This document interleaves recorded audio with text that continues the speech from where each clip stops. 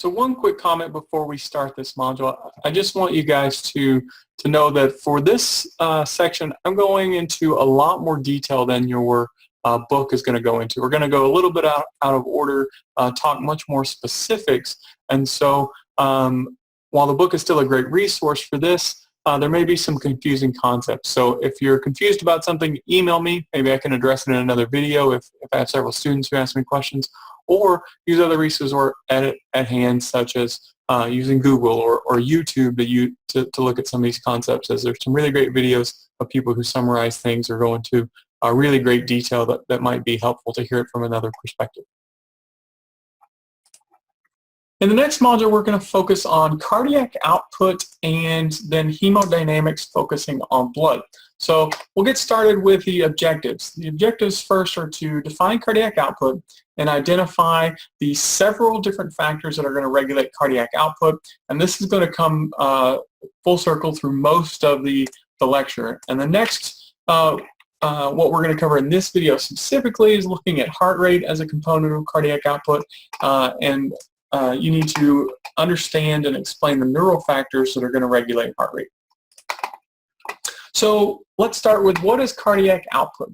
Cardiac output, which is often designated as Q, is defined as the amount of blood pumped by the heart each minute. The way that we can solve for Q, again, or cardiac output, is by multiplying heart rate, which is simply defined as the number of beats per minute of the heart, multiplied by our stroke volume, which is the amount of blood ejected in each beat of the heart, right? So those make sense. So amount of blood times the number of times it beats per minute will give us the blood pumped by the heart each minute. So typical values for stroke volume, heart rate, and cardiac output are as follows. So in an untrained male, 70 to 75 beats per minute for both a male or female. Average stroke volume about 70 milliliters per beat. In females, it's a little different, and I'll discuss that at the end. If we multiply those, so 72 times 70 gives us an average cardiac output of about 500 milliliters per minute, or simply put, 5 liters per minute. In a female, as you can see, it's slightly less. 75 times 60 is about 4.5 liters per minute. And ultimately, cardiac output is going to depend on a number of things. One of them is, of course, gender, mainly due to body size, right? Males are, in general, much larger than females, have a much larger muscle mass, much larger body size. It requires more blood flow to it, and therefore cardiac output must meet metabolic supply and demand at rest. So cardiac output will be higher. Something that we'll get into in the next lecture is also training state will alter stroke volume, heart rate, and have some impacts on cardiac output, but almost minimal at rest. Again, don't want to focus on that. That'll be coming up in the next lecture. So let's dive into what can affect each of these systems. So the first we're going to focus on, of course, is heart rate, right? So we briefly talked about heart rate when we talked about nervous innervation of cardiomyocytes, and how the sympathetic and parasympathetic nervous systems can regulate the rate of the heart by altering the rate of autorhythmicity in the SA node. So let's talk a little bit more specific, go more in depth and detail than what we went in that last lecture. So first we'll say that regulation of the heart rate, again, occurs at parasympathetic and sympathetic. And you'll notice I draw a negative here because we know, in general, parasympathetic nervous system helps to damper things. And sympathetic is a positive influence. So in general, it increases the activity. So negative and a positive. So the parasympathetic nervous system releases acetylcholine, or ACH, and it hyperpolarizes. What we mean by hyperpolarizes is it makes the resting membrane potential more negative, right? That makes it harder for it to reach threshold and have an action potential occur, and then spread that action potential and contraction throughout the atria.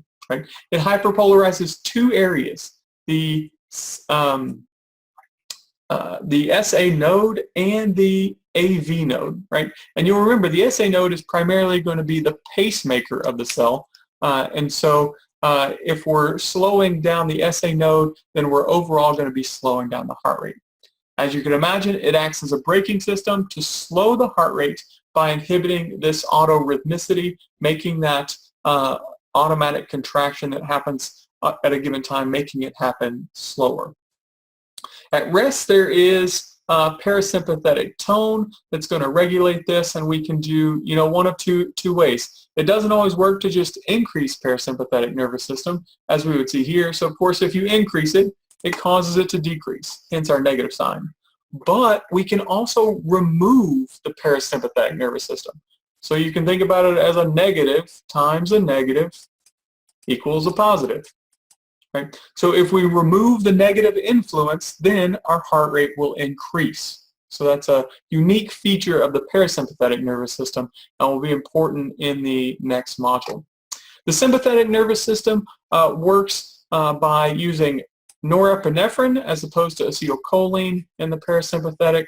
They act on receptors to increase heart rate by stimulating the SA and AV nodes. Again, kind of the opposite of the parasympathetic. However, you'll note that these really only affect by increasing. So you can't really remove sympathetic nervous system. You can really only increase sympathetic nervous system to increase heart rate.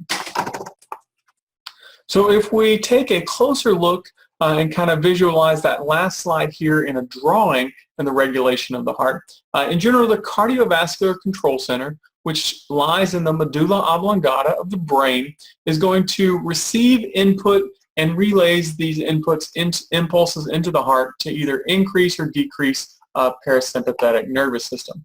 At rest, we have a nice balance. So what do we mean by the parasympathetic?